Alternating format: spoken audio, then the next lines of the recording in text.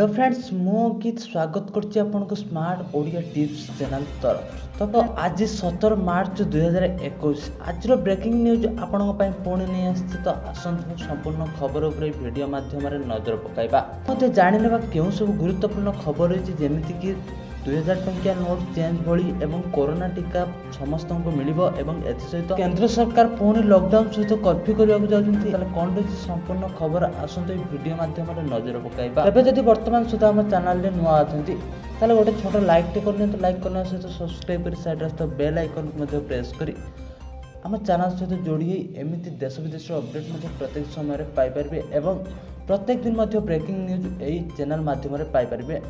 तेबे आसंतु संपूर्ण खबर उपरे नजर पकाइबा।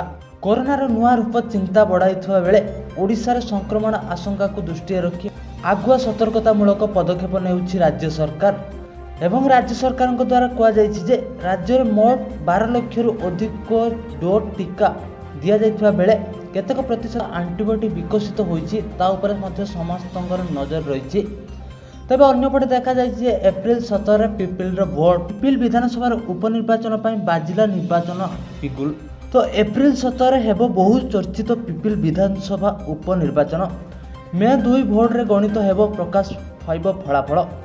तो एने मंगलवार निर्वाचन आयोग पक्षरु तारीख घोषणा मध्ये करा जायछि। तो अन्यपटे देखा जायछि पुणी कोरोना संक्रमण बढ़िबा जोगु पुणी कोरोना गाइडलाइन जारी हैला। सारा देश में जो भली कोरोना संक्रमण बढ़ी चली नहीं सतर्क होबार बेल आसी। जदि आम राज्य सरकार कोरोना संक्रमण नियंत्रण रही तथापि सतर्क नहेले परिस्थिति बिगड़ी जिबार आशंका रही। महामारी कोरोना एबे धीरे धीरे ऊपर मुआ हेबारे लागिछि।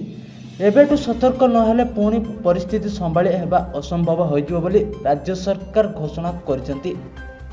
तो आउ एक गुरुत्वपूर्ण खबर देश में क्रमागत भाव कमिबारे लागिछि तेल दर। लगातार फेब्रुआरी मास मध्य तेल चाहिदा कमिबारे लागिछि। गत वर्ष सेप्टेम्बर मास ठारू मध्य फेब्रुआरी मास तेल चाहिदा कम रही। लगातार तेल दर वृद्धि जोगु देश में तेल चाहिदा कमिबारे लागिछि। विश्वर तृतीय बृहत देश आमदानकारी देश भारत तेल व्यवहार 4.9% कमिबा परे यह 17.2 मिलियन टन रे पहुंची। तेबे एथिर अभिवृद्धि घटिबा पई तैल दर ह्रास हेबा सह कोरोना संक्रमण मध्य कमिबा आवश्यक बोली केंद्र सरकार कहिसेंती। तो पुणी एक गुरुत्वपूर्ण खबर आगामी एप्रिल 1 रु देश में 5टी नुआ नियम लागू हेबाकु जाउछि। केंद्र अर्थमंत्री निर्मला सीतारमण चलित वर्ष उपस्थापित बजेट रे एही नियम गुडी को कार्यकारी करने को प्रस्ताव देइथिले। जो माने आयकर रिटर्न दाखल करूनाहांती सेमानंको अधिक डिटेल्स कराजिबो। सेहिपरि जो माने ईपीएफ अकाउंट रे वर्ष को 2.5 लाख टंका अधिक रखिसेंती ता ऊपर मध्ये टिकस लागू हेबो। तो आउ एक गुरुत्वपूर्ण खबर साधारण बजेट समय अर्थमंत्री निर्मला सीतारमण देशर नूतन नेशनल बैंक विषय घोषणा करिसेंती। एने आज मोदी कैबिनेट रे यहाको अनुमोदन करिसेंती। बजेट समय घोषणा पर वर्तमान मोदी कैबिनेट यहाको मोहर करबा सह सबुज संकेत देइछंती। एथिपाई सरकार नूतन बैंक प्रकाश अर्थ प्रतिष्ठा को प्रारंभिक पांठी जोगाई देबे। तबे अन्यपटे देखा जाय केंद्र सरकार पुणी घोषणा करछंती जे लॉकडाउन सह भारत को पुणी कर्फ्यू करबा पई बहुत बड़ घोषणा करछंती। कोरोना भाइरस महामारी व्यापिबा को 1 वर्ष बढ़ी यह मध्य टीका मध्य उत्पादन हेउछि। 2 मास हेब देश में टीकाकरण कार्यक्रम जारी रही। जेतेबेले साधारण जीवन स्वाभाविक होइबाकु जाउथिला पुणी थरे महामारी मुंड टेकिछि। अवस्था बिगड़ी थिबारु किछि राज्य रे लॉकडाउन सह शटडाउन करिया पई राज्य सरकार एवं केंद्र सरकार बड़ निष्पत्ति नैछंती। तो आउ एक गुरुत्वपूर्ण खबर 2000 टंकिया नोट बंद हेबाकु पुणी निष्पत्ति नेले राज्य सरकार। वर्तमान देश में 2000 टंका नोट मिलू नाही। बैंक हो किंबा एटीएम 2000 टंका न मिलवार कारण कौन एहीपरि एक प्रश्न संसद रे उत्थापन करथिले एमडीएम के सांसदर ए गणेश मूर्ति। सरकार कौन 2000 टंका बंद करदेवे कि बोली मध्य से जणाइबाकू चाहिथिले। तो आसंतु आउ एक गुरुत्वपूर्ण खबर उपर नजर पकाइबा। तो भारतीय क्रिकेट दल पूर्वतन विस्फोरण बैट्समैन वीरेंद्र सहवाग विराट कोहली को सचिन तेंदुलकर तुलना करिसेंती। तो आउ एक गुरुत्वपूर्ण खबर 81 प्राथमिक स्कूल और 263 अंगनवाड़ी केन्द्र हेब नवीकरण समेत पौरपालिका अंचल थिबा अंगनवाड़ी केन्द्र गुड़िक नवीकरण कराजिबो। तो पुणी एपटे देखाई गुजरात सूरत एबे 2 दिन में पुणी कोरोना हॉटस्पॉट पालटि जाइछि। मिनी ओडिशा रूपे परिचित सूरत रे कोरोना संक्रमण हु हु होई बढ़िबारे लागिछि। एठी कर्फ्यू मध्य जारी करिया पई बड़ निष्पत्ति मध्य नेइजंती सरकार।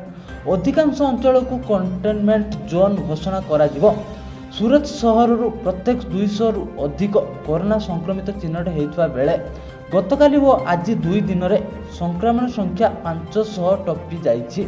सूरत रे कोरोना प्रकोप वृद्धि गंजाम प्रति पुणी विपद सृष्टि करिछि। तो छात्र छात्रों ପାଇଁ पुणी गुरुत्वपूर्ण खबर। घरे स्कूल रे प्रथम रु अष्टम श्रेणी पर्यंत शिक्षा ग्रहण करबा छात्र छात्री परीक्षा ऑनलाइन रे करा जिवो। ए नै कोनोसी द्वंद्व नाही। प्रथम रु अष्टम श्रेणी पर्यंत समस्त छात्र छात्री पास व्यवस्था केवल सरकारी स्कूल क्षेत्र में लागू हेबो।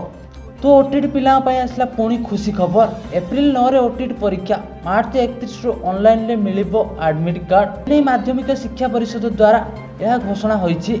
ओडिशा शिक्षक योग्यता परीक्षा आसंता एप्रिल 9 तारिख शुक्रवार दिन अनुष्ठित हेबाकु जाउछि। एनै परीक्षा समय 8टा रु 10टा 30 मिनिट पर्यंत रहिछि। तेबे यह थिला किछि वर्तमान समय गुरुत्वपूर्ण अपडेट।